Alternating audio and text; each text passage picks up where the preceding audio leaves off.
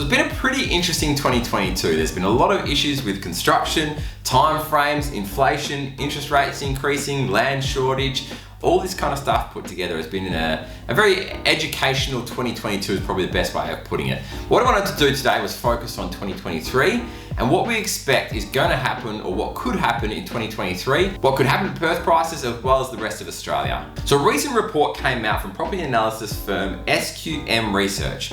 Now, SQM Research bring out what's called a housing boom and bust report for 2023. Now that forecasts capital cities across all of Australia and it says what they're going to rise or what they're going to potentially fall by as well. So with this report here, there's 4 contributing factors they take into consideration. Now the first one is RBA and the interest rates. As I said, I've done a video on interest rates, but what they're determining is they think interest rates will not go over 4%, and that's what they've based their report on. The second one is inflation. They think inflation will be brought down to under that 5% mark.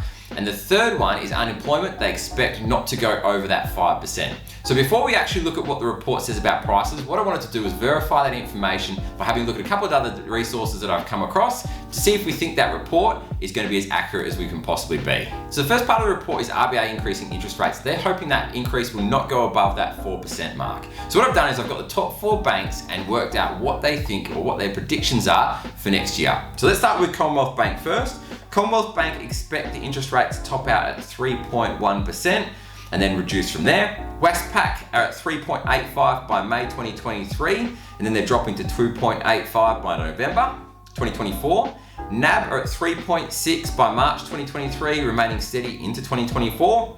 ANZ is at 3.85 by May next year, then dropping to 3.5 by November 2024. So all 4 top banks also agree with this report, saying that it will be under that 4%. So that's the first one that checks out. The second one was inflation. Now, as far as inflation goes, at the moment it's up around that 7 to 8%.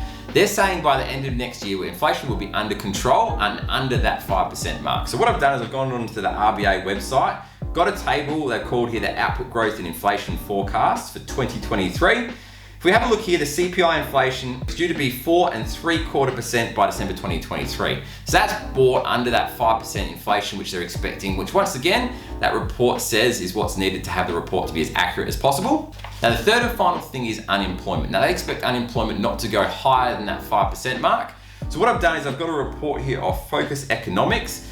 Now, Focus Economics panelists project the unemployment rate to be an average of 4% in 2023.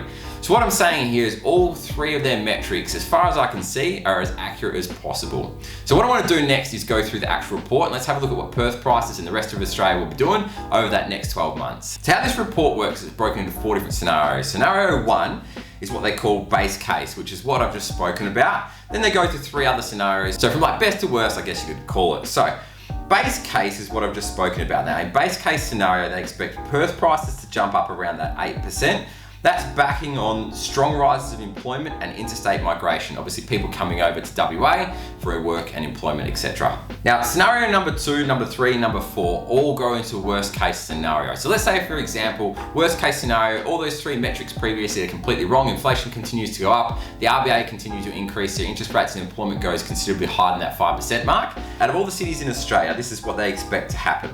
So Perth, the worst case scenario would be a plus 2%. So 2% increase on Perth prices. So no matter what happens, Perth is the only place in Australia, if worst case scenario happens, it will still continue to see growth on property. Out of the rest of Australia, we've got some bigger drops here.